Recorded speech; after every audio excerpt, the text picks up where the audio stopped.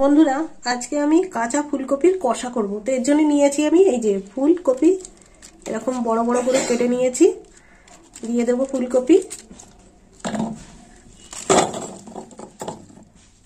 আর এইভাবে আলুগুলো কেটে নিয়েছি। এবার আমি মশলা দেব।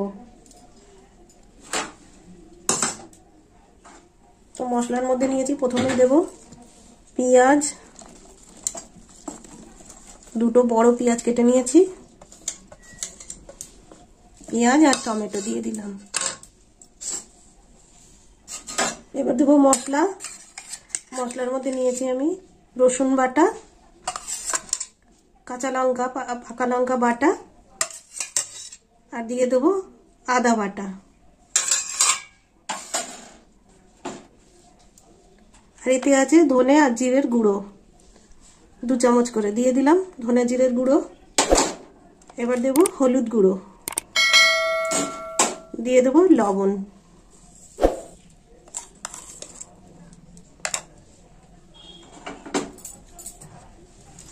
এবার দিয়ে দেব সাদা তেল।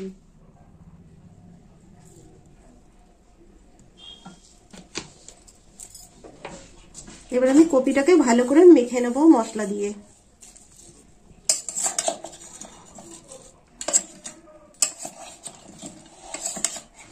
এইভাবে মেখে নিতে হবে। কড়াই তেল দিয়ে দেবো, দিয়ে দিলাম সাদা তেল। একটু বেশি তেল লাগে এই তরকারিটায়। গরম হয়ে গেছে, তো তেলের মধ্যে দিয়ে দেবো এবার শুকনো লঙ্কা,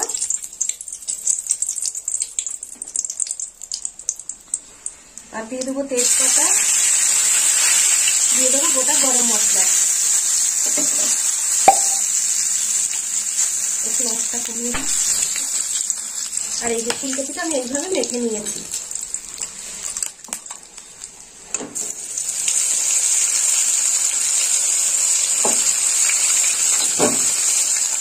এবার আমি সমস্ত তরকারিটা দিয়ে দেবো। যেভাবে কপিটা আমি ঢেকে রেখেছিলাম, 5 মিনিট হয়ে গেছে। এবার আমি কপি আলু সব দিয়ে দেবো।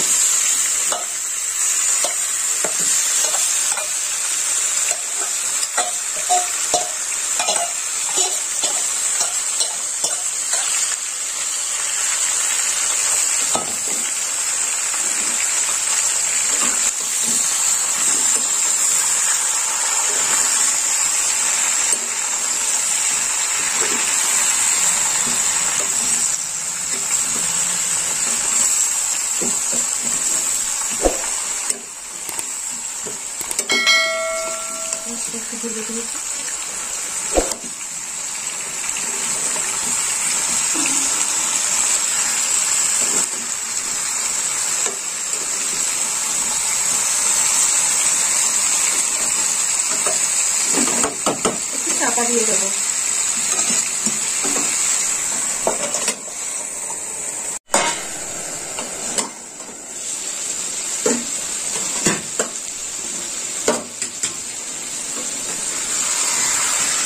এই দেখুন কপিটা এইরকম হয়ে গেছে, অনেকটা জলও বেরিয়ে গেছে। এই কপিটা শুধু কষে কষে রান্না করতে হবে।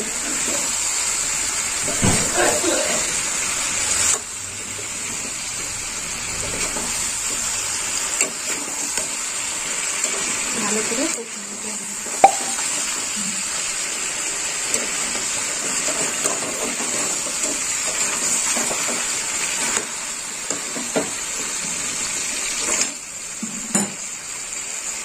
কপিটা অনেকটা কষা হয়ে গেছে, আর এই যে মশলার জলটা আছে এটা আমি দিয়ে দেবো।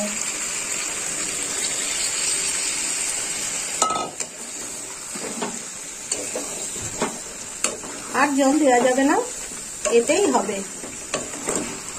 কপি আলু সব সিদ্ধ হয়ে গেছে।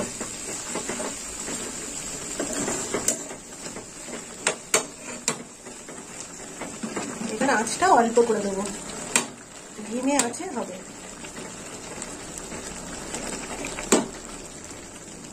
এবার আমি চাপা দিয়ে দেবো।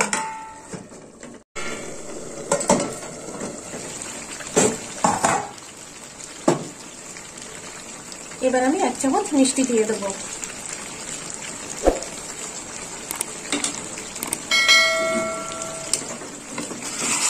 মিলে দেবো।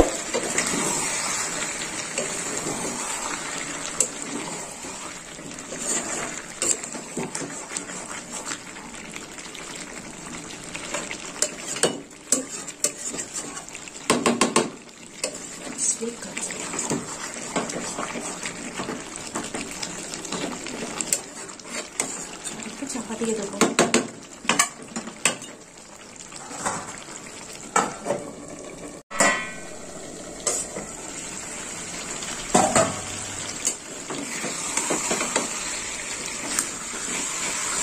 তো বন্ধুরা এই দেখুন কাঁচা ফুলকপি কষা তরকারিটা আমার হয়ে গেল। তো আপনারাও এরকম বানিয়ে খাবেন বাড়িতে, আর আমাকে কমেন্ট করে জানাবেন কেমন খেতে হয়েছে।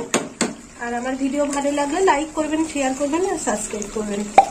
এবার আমি নামিয়ে নেব। এই দেখুন গোটা গোটা ফুলকপি আর আলু সিদ্ধও হয়ে গেছে একদম হয়ে গেছে।